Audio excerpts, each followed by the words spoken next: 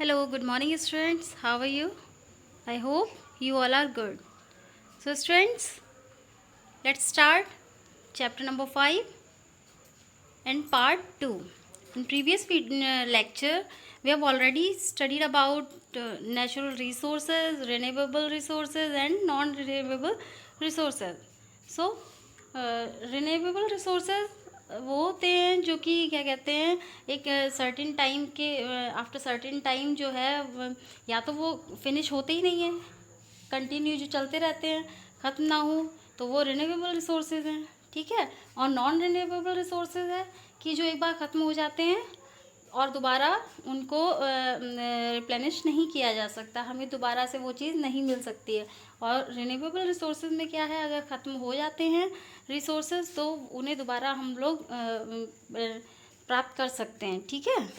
So today let's start with new topic, conservation of resources. Resources का conservation किस तरीके से करेंगे उसके बारे में। It is true that all life on earth bank upon the earth's resources. Clear? So all resources, be it renewable or non-renewable, should be conserved. ठीक। तो इसलिए क्या करना चाहिए, जो रिन्यूएबल रिसोर्सेज हैं और नॉन रिन्यूएबल रिसोर्सेज हैं उनको क्या कंजर्व करके रखना चाहिए। ठीक। Conservation means judicious and optimum use of resources. Resources का कंजर्वेशन का मतलब क्या है कि हम लोग जो भी हमें रिसोर्सेज मिले हुए हैं, चाहे वो रिन्यूएबल रिसोर्सेज हो चाहे वो नॉन रिन्यूएबल रिसोर्सेज हो, उनका हमें उपयोग जो है बहुत ही लिमिटेड करना चाहिए। क्लियर? मीन्स कम, ऐसा नहीं है कि अगर हमें वाटर मिला है तो हम उसको यूज़ करे जा रहे हैं। ठीक है, भले ही क्या है रिन्यूएबल रिसोर्स है ये, लेकिन क्या है हमें फिर भी उसका मिसयूज़ नहीं करना है। Is it clear? It means resources should not be wasted and their quality should be maintain. मतलब क्या है कि जो रिसोर्सेज जितने भी हमें मिले हुए हैं, चाहे वो नेचुरल हो या मैन मेड हो, उनको हमें क्या वेस्ट नहीं करना है, वेस्ट नहीं होने चाहिए, और उनकी क्वालिटी भी क्या है मेंटेन्ड बनी रहनी चाहिए। ठीक। जिससे कि जो चीज़ हम अगर आज जो चीज़ हम यूज़ कर रहे हैं वो चीज़ हमारे आगे आने वाली जो जनरेशन है वो भी यूज़ करती रहे। ऐसा नहीं है ना कि हम आए, हमने जो रिसोर्सेज हमें मिले हमने यूज़ किया और चले गए, आगे हमें कोई मतलब नहीं हमारी जनरेशन को वो चीज़ मिल रही है नहीं मिल रही है, तो हमें उसे क्या है उसको मेंटेन करके भी चलना है। क्लियर? सम डिकेड्स एगो we did not pay much attention to conservation. Consequently, we have wasted much of our resources. Today, conservation has become very important for us. There are two prime reasons for this. Reasons क्या हैं? With the passage of time, the population of the world has increased. Now more people use more resources to fulfill their needs. ठीक। धीरे धीरे time के साथ आप जैसा कि देख रहे हैं कि हमारी पॉपुलेशन जो है धीरे धीरे कैसी इंक्रीज़ होती चली जा रही है। ठीक। अब क्या है कि लोग ज़्यादा हैं, पॉपुलेशन ज़्यादा है, तो उनकी ज़रूरतें ज़्यादा हैं। अब ज़रूरतें ज़्यादा हैं तो उनको फुलफ़िल भी किया जाएगा। Clear? Next, the needs of human being have grown manifold as they have progress. जैसे जैसे ह्यूमन बीइंग प्रोग्रेस करता चला गया वैसी वैसी उसकी क्या है कि नीड्स भी क्या होती चली गई, बढ़ती चली गई। ठीक है, प्रोग्रेस करता गया तो उसकी ज़रूरतें भी बढ़ती चली गई। For instance, the average resources used by a person have increase sustainably. ठीक है, तो सस्टेंशियली जो उनकी क्या हुई नीड्स भी, रिसोर्सेज की क्या है एवरेज जो नीड्स थी वो भी क्या धीरे धीरे कैसी होती चली गई, इंक्रीज होती चली गई। Due to these two reasons our natural resources are exhausting quicker than they should. ठीक। तो इन दो रीज़न की वजह से जो नेचुरल रिसोर्सेज थे वो क्विकली क्या एग्जॉस्ट होते चले गए, जितना कि उन्हें होना चाहिए था उससे भी ज़्यादा जल्दी एग्जॉस्ट होते चले जा रहे हैं। This often cause an imbalance in nature, जिसकी वजह से क्या है कि नेचर में भी इम्बैलेंस आ गया है। Clear? This imbalance reflects in air, water and soil pollution. और ये हमें इम्बैलेंस किस में देखने को मिलता है, सॉइल में, वाटर में, एंड जो सॉइल पोल्यूशन है, वाटर, एयर, इसमें हमें देखने को मिलता है। And a decline in the animal and plant population, और कहाँ देखने को मिलता है, जिस इसमें एनिमल्स की जो स्पीसीज है वो कम होती जा रही है, प्लांट्स की जो पॉपुलेशन है वो कम होती चली जा रही है, तो इधर हमें ये चीज़ देखने को मिल रही है। So all this mean is that, तो इस सब का क्या मतलब हुआ, इसका ये मतलब हुआ है कि our existence will be in danger, कि हमारी जो एग्जिस्टेंस है वो धीरे धीरे किसमें, डेंजर में पड़ती जा रही है। If we do not practise conservation, अगर हम लोग कंजर्वेशन की प्रैक्टिस नहीं डालते हैं, इसकी प्रैक्टिस में नहीं आते हैं, let us now learn about some non-renewable natural resources like petroleum, coal and natural gas in this chapter. These are used as fuels. So firstly we will study about fuels. Fuel contain potential energy that is locked within the chemical bonds of their constituent molecules. ठीक है, जो fuels हमारे होते हैं उसमें कैसी क्या contain किए होते हैं, पोटेंशियल एनर्जी, जो कि इसमें लॉक होती है, जो उनके केमिकल बॉन्ड्स होते हैं, जो मॉलिक्यूल्स उनके अंदर होते हैं, उन मॉलिक्यूल्स के जो केमिकल बॉन्ड्स होते हैं उनसे क्या, उनमें लॉक्ड होती है क्या, potential energy. A large part of this energy is released as heat, और जब इन्हें हीट किया जाता है तो उनकी एनर्जी का जो क्या है, ज़्यादा से ज़्यादा पार्ट क्या रिलीज़ हो जाता है। When they are burned, this form the basis of their uses as fuels, either as a free element और in the combined state. All common fuels contain carbon. Clear, जो जितने भी फ्यूल्स हैं वो उसमें क्या होता है, कार्बन होता है, चाहे वो फ्री एलिमेंट हो या फिर कंबाइंड स्टेट में हो या फिर फ्री स्टेट में हो। क्लियर। नेक्स्ट आता है fossil fuels. Petroleum, natural gas and coal are formed naturally from the dead remains of living organism. जो लिविंग ऑर्गेनिज्म है उनके जो मरे हुए जो अवशेष जो उनके अवशेष बचते हैं वो नेचुरली ये प्रोसेस होती है। जैसे पेट्रोलियम, नेचुरल गैस और कोल जो हैं वो नेचुरली फॉर्म होते हैं। फॉर्म कैसे होते हैं, जो लिविंग ऑर्गेनिज्म होते हैं उनके जो रिमेन्स होते हैं, डेड रिमेन्स होते हैं, बचे हुए जो अवशेष होते हैं उनसे ये काफ़ी धीरे धीरे ये क्या होते हैं, फॉर्म होते हैं। They are called fossil fuels. इनको क्या कहा जाता है, फॉसिल फ्यूल्स कहा जाता है। Coal takes millions of years to form inside the earth from dead plants. Coals को बनने में ही मिलियंस ऑफ ईयर लग जाते हैं। ठीक है, ज़मीन में क्या होता है, धीरे धीरे जैसे ये प्लांट्स होते हैं ये टूट के गिर जाते हैं, धीरे धीरे क्या है कि गिरा, फिर उसके ऊपर मिट्टी की परत चढ़ी, फिर क्या हुआ, फिर मिट्टी की परत चढ़ी, धीरे धीरे क्या है ये इनसाइड जो अर्थ है उसके इनसाइड में ये दबते चले जाते हैं, धीरे धीरे उसके अंदर दबते चले जाते हैं। कई सालों के बाद, कई मतलब साल गुजरने के बाद क्या होते हैं, ये किस में कन्वर्ट हो जाते हैं, कोल में। देखा, इसमें coal takes millions of year. Natural gas and petroleum are formed from dead sea animals. और जो नेचुरल गैस है और पेट्रोलियम है वो किसमें, जो डेड सी एनिमल्स होते हैं, मरे हुए जो होते हैं उनसे फॉर्म होते हैं। This process also takes over millions of years. Clear. All animals and plant eventually extract their energy from the sun. ठीक। So the energy of fossil fuel is also indirectly extracted from the sun. There are many sources of energy, but fossil fuels are the most important source of energy. ठीक, energy जो fossil fuels हैं वो energy का important source हैं। They give of light and heat on burning. जब इन्हें burn किया जाता है तो ये क्या करते हैं, लाइट को गिव ऑफ करते हैं। ठीक है, हीट और लाइट को, and are concentrated stores of energy. The heat can be used to run engines like automobile engines or to cook food. It is also used to produce electricity as in the powerhouse. The most common fuel used here is coal. Mostly जो एक common fuel होता है जिसे mostly use किया जाता है वो कौन सा है, कोल। तो कोल के बारे में पढ़ते हैं, कोल किस तरीके से फॉर्म हुआ उसके बारे में हम लोग इसकी हिस्ट्री के बारे में पढ़ते हैं। As we know, coal is a fossil fuel. It is hard as stone and black in color. It took millions of years for it to form through gradual decay and compression of buried remains of ancient forest. ठीक है, इसको भी क्या हुआ, ये भी धीरे धीरे कैसे हुआ कि ये एक हार्ड स्टोन की तरीके से हार्ड और एक कैसा कलर में ब्लैक होता है, इसको भी बनने में कई हज़ारों साल लग जाते हैं। Clear?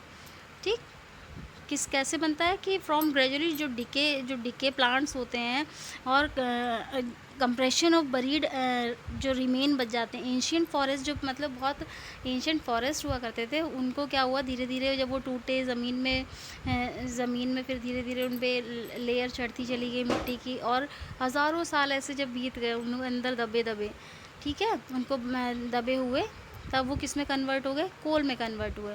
There were thick forest in low lying wetland areas on the earth nearly 300 million years ago. These trees got covered with mud and sand.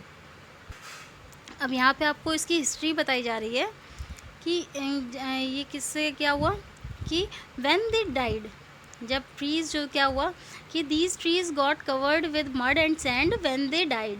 Now more trees grew on this mud and sand.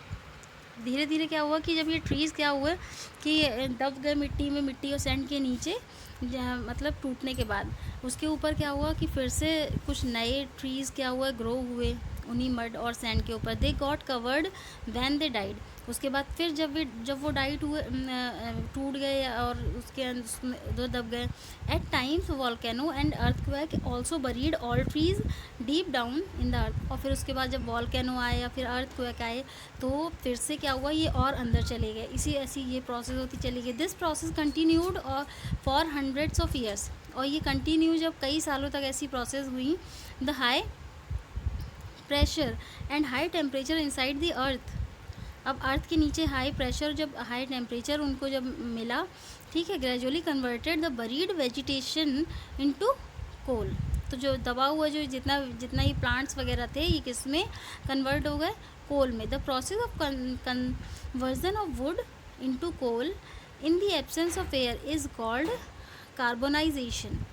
ठीक, वो process जिसमें wood जो हो conversion of wood means wood का जो conversion होता है कोल में हो जाता है, किसकी एब्सेंस में, एयर की एब्सेंस में, तो उसको क्या बोलते हैं, कार्बोनाइजेशन। अब नीचे जब अर्थ के अंदर में आपकी एयर तो है नहीं, ठीक है, मीन्स एब्सेंस ऑफ एयर है, तो वहाँ पे क्या हुआ जब एयर की एब्सेंस में वुड का जो ट्रांसफॉर्मेशन किसमें, कोल में हुआ, तो उसको क्या कहा गया, कार्बनाइजेशन कहा गया। So the coal formed in much depth contain more carbon and less moisture. तो वो कोल जो होता है जो काफ़ी नीचे गहराई में पाया जाता है उसमें क्या है, ज़्यादा कार्बन होता है और मॉइस्चर क्या होता है, कम होता है। The period of time during which coal formation took place is known as carboniferous age. Clear? तो इसको क्या कहा जाता है, कार्बोनिफेरस एज कहा जाता है। Coal is chiefly made of carbon, small amounts of nitrogen and sulphur as well as hydrogen and oxygen too are present in it. ठीक है, इसमें क्या होता है कि बहुत कम मात्रा में नाइट्रोजन और सल्फर, इसके अलावा हाइड्रोजन और ऑक्सीजन भी इसमें क्या होता है, प्रेजेंट होता है। They are mainly 3 types of coal. They do not have equal carbon content in them. तो फर्स्ट क्या है, bituminous coal has around 65% carbon content. ठीक है, पहला जो कोल है वो क्या है, बिटुमिनस। ठीक, इसमें कितना कार्बन का कंटेंट होता है, 65% होता है। नेक्स्ट सेकंड जो है एंथ्रासाइट है। ठीक, has up to 96% of carbon content. It is termed as the best variety of coal. इसीलिए कोल की सबसे बेस्ट वेराइटी किसको माना जाता है, एंथ्रासाइट को माना जाता है। क्यों? क्योंकि इसमें 96% कार्बन के कंटेंट पाए जाते हैं। Third lignite has the least carbon content. और थर्ड जो है लिग्नाइट है जिसमें सबसे कम मात्रा में कार्बन के कंटेंट पाए जाते हैं। It has only 38% carbon. Clear? तो first bituminous, second anthracite and lignite. इनका कार्बन का परसेंटेज आपको याद होना चाहिए कि किसमें कितना कार्बन परसेंट पाया जाता है। Clear. Coal mainly produces carbon dioxide gas when it is heated in air. Coal is widely used in thermal power plants to produce electricity. It is also used as a domestic and industrial fuel. Many states in India have coal mines. However, they are mainly found in Madhya Pradesh, Tamil Nadu, Chhattisgarh, Odisha, West Bengal, and Jharkhand. Next, destructive distillation of coal.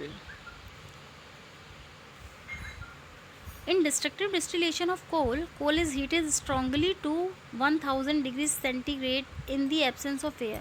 जब destructive distillation किया जाता है कोल का, तो कोल को heat किया जाता है, मीन्स स्ट्रांगली हीट किया जाता है। कितने टेम्परेचर पर? 1000 डिग्री सेंटीग्रेड टेम्परेचर पर। किसकी एब्सेंस में? एयर की एब्सेंस में। It yields different useful inorganic and organic product. अब जब हीट किया जाता है तो इससे कुछ डिफरेंट और ऑर्गेनिक और इनऑर्गेनिक प्रोडक्ट भी यील्ड्स होते हैं। These products are coke, coal gas, coal tar. सबसे पहले कोक देखते हैं कि कोक क्या है। It is obtained by the distillation of bituminous variety of coal. ये किसकी डिस्टिलेशन से मिलता है? कोक जो है, जो बिटुमिनस कोल की जो बिटुमिनस वैरायटी है उसके डिस्टिलेशन से हमें क्या मिलता है? कोक मिलता है। It is black in colour and tough and porous. It makes a clean fuel. During distillation the more volatile component like gases, tars and moisture escape। ठीक, डिस्टिलेशन जब प्रोसेस चलती है तो उसमें क्या वॉलेटाइल कंपोनेंट जैसे कि आपकी गैसेस हो गई, तार्स हो गए या फिर मॉइस्चर क्या हो जाते हैं? एस्केप हो जाते हैं। It is used in taking out iron and it is used in taking out from iron oxide in a blast furnace and in the manufacture of steel by Basmer's process। next, coal gas। second क्या है? coal gas। it is a mixture of carbon monoxide, methane, hydrogen and other gases। coal gas किसका mixture? Carbon monoxide, methane, hydrogen और other gases का mixture है क्या? Coal gas. It was earlier used for lighting and cooking, but it is not used much now। Next आपका आता है कोल तार। It is a thick black liquid mixture of many carbon compounds which smells of naphthalene। ये काफ़ी कैसा होता है कि काफ़ी थिकर होता है। कैसा? ब्लैक होता है, थिकर होता है। ये थिक होता है, ब्लैक कलर का थिक लिक्विड टाइप का मिक्सचर होता है कई कार्बन कंपाउंड्स का।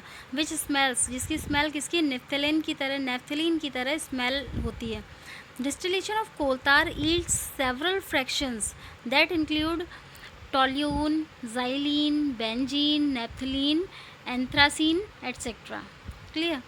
नेक्स्ट आपका आता है ammonium compounds. Obtained during the destructive distillation of coal, they give ammonical liquor than when dissolved in water।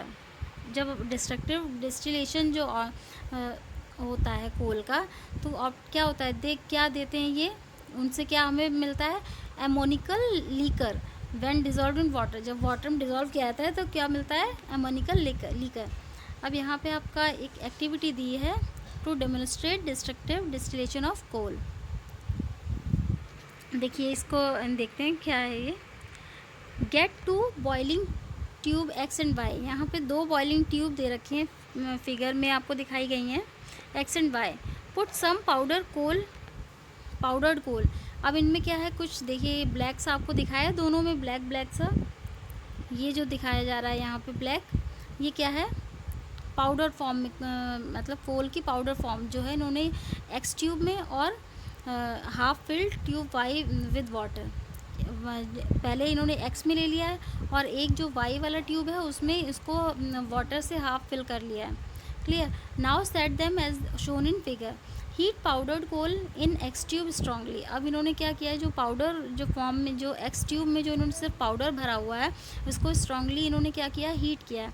As the gases given off by heated coal pass through the water in the tube Y, you will find black drops of coal tar gather at the bottom of tube Y. ये देखिए यहाँ पे आपको दिखाई है, यहाँ पे क्या हुआ कि कुछ ब्लैक ड्रॉप्स इनको दिखाई पड़ी हैं कोल तार की, ठीक है, इकट्ठी हो गई हैं।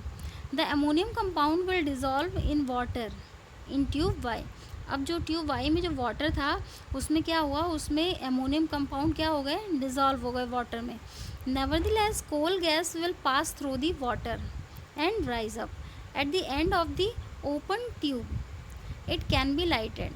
The residue left behind in tube X after the gas have stopped being evolved is coke.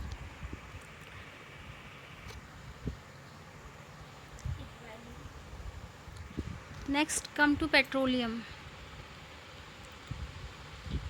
Petroleum is a mixture of hydrocarbons with the number of carbon atoms in the molecules varying from 1 to more than 100.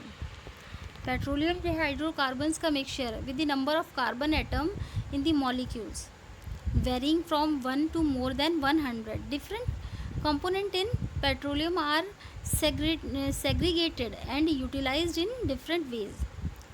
जो different जो component होते हैं petroleum के, ये क्या होते हैं, different way में क्या किए जाते हैं, यूटिलाइज किए जाते हैं. The most important use is as fuel. Kerosene, diesel and petrol are some of the fuel obtained from petroleum. Clear? Next, origin. अब इसका origin देखते हैं, origin कैसे हुआ पेट्रोलियम का. It is believed that petroleum took millions of years to form. It is made of living organisms that lived in the sea at that time. इसका जो origin इसका माना जाता है कि इसको बनने में ही कई हज़ारों साल लग जाते हैं. ठीक है.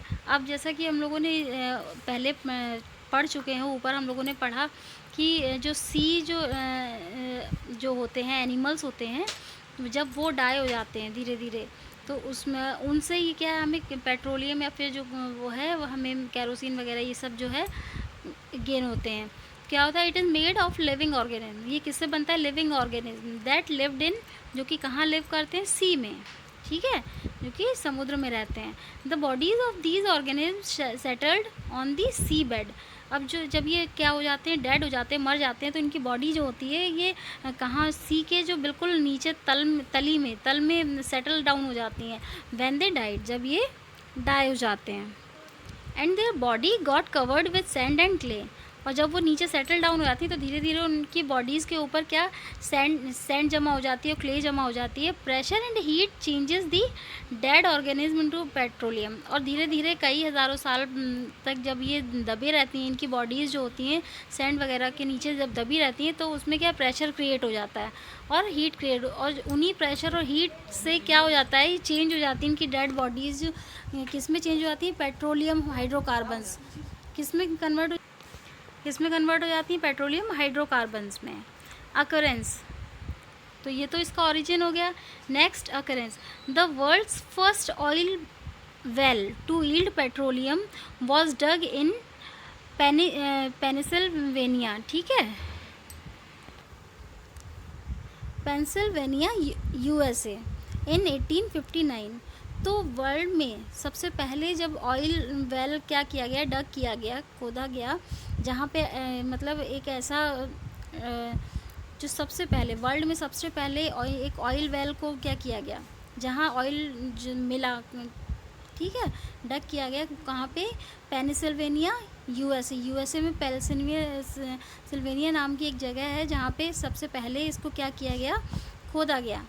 ठीक, वहाँ पे क्या हुआ, पेट्रोलियम प्राप्त हुआ, वहाँ से मिला. और कौन सी ईयर में, 1859 में. In India oil was first struck in Makum in Assam in 1867. और ये तो USA की बात हुई कि वर्ल्ड में सबसे पहले कहाँ पे, USA में. ठीक है. नेक्स्ट, इंडिया में सबसे पहले ये कहाँ पे मिला, एक असम में 1867 में असम में एक माकुम नाम की जगह पे इसको सबसे पहले खोजा गया. In India oil is derived from oil wells in Gujarat. और इंडिया में जो ऑयल जो होते हैं वो कहाँ से ड्राइव मिलते हैं, जो ऑयल वेल्स होते हैं, जिससे कहाँ कहाँ हैं ये ऑयल वेल्स, गुजरात हो गया आपका, असम, बॉम्बे हाई एट्सेट्रा. तो natural gas and petroleum are usually found together. As large deposits deep inside the earth crust. जो नेचुरल गैस और पेट्रोलियम जो है यूजुअली कहाँ से फाउंड, ये क्या है, तो साथ में ही मिलते हैं, ठीक है, साथ में ही प्राप्त होते हैं। जब इनका क्या होता है कि इनका लार्ज डिपॉजिट हो जाता है कहाँ, deep inside the earth crust. Earth के जो क्रस्ट होती है उसके काफ़ी जब गहराई में ये क्या हो जाता है, उसमें जमा हो जाता है, तो वहाँ से ये प्राप्त होते हैं और दोनों साथ में ही यूजुअली मिलते हैं। कौन कौन, नेचुरल गैस और पेट्रोलियम। इसके बाद रिफाइनरी ऑफ पेट्रोलियम। अब पेट्रोलियम की रिफाइनरी किस तरीके से हुई है। Refining is the process in which crude oil is separated into different useful component through fractional distillation. Refining वो प्रोसेस है जिसमें जो क्रूड ऑयल होता है उसको सेपरेट किया जाता है, किसमें, डिफरेंट यूज़फुल कंपोनेंट में, ठीक है, अलग अलग डिफरेंट यूज़फुल जो इनका यूज़फुल कंपोनेंट होता है। और किसके थ्रू होता है ये प्रोसेस, किसके थ्रू परफॉर्म की जाती है, फ्रैक्शनल डिस्टिलेशन के थ्रू इसको परफॉर्म किया जाता है। The components are regarded as fraction in this method in a tubular furnace at 400 degree centigrade. अब इसमें देखिए ट्यूब टाइप की आपको एक ये दे रखा है, फर्नेस दे रखी है, ट्यूब वाली एक फर्नेस दे रखी है जिसका टेम्परेचर क्या है, 400 degree centigrade. Crude oil is vaporised and then the vapours are passed into a long fractionating column. अब देखिए कुछ इस ट्यूब को कुछ फ्रैक्शंस में इन्होंने क्या किया, डिवाइड भी कर रखा है, ठीक है। अब क्रूड ऑयल जो है क्या हुआ, वेपोराइज हुआ, then vapours are passed into a long fractionating column. अब इसमें क्या हुआ, जब ये क्या हुआ कि यहाँ से क्रूड ऑयल को जब इन्होंने वेपर किया, जब वेपर पास हुए कहाँ से, फ्रैक्शनेटिंग कॉलम से पास हुए, the highest boiling fraction condense near the low part of the column, while in the fractionating column the low boiling fraction condense at different heights. अब यहाँ से ये देखिए, यहाँ से आपका ये क्रूड ऑयल जो है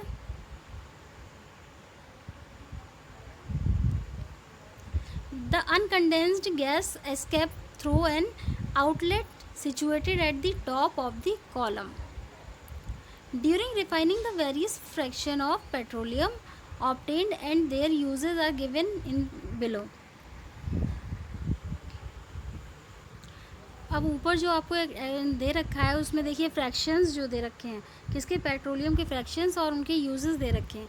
तो फर्स्ट जो है इसका फ्रैक्शन पेट्रोलियम गैस का, ठीक है, उसका यूज़ क्या है, fuel for home and industry, ठीक। जो पेट्रोलियम गैस होती है उसका यूज़ क्या है, फ्यूल, ऐसा फ्यूल जो कि होम और इंडस्ट्री में यूज़ होता है।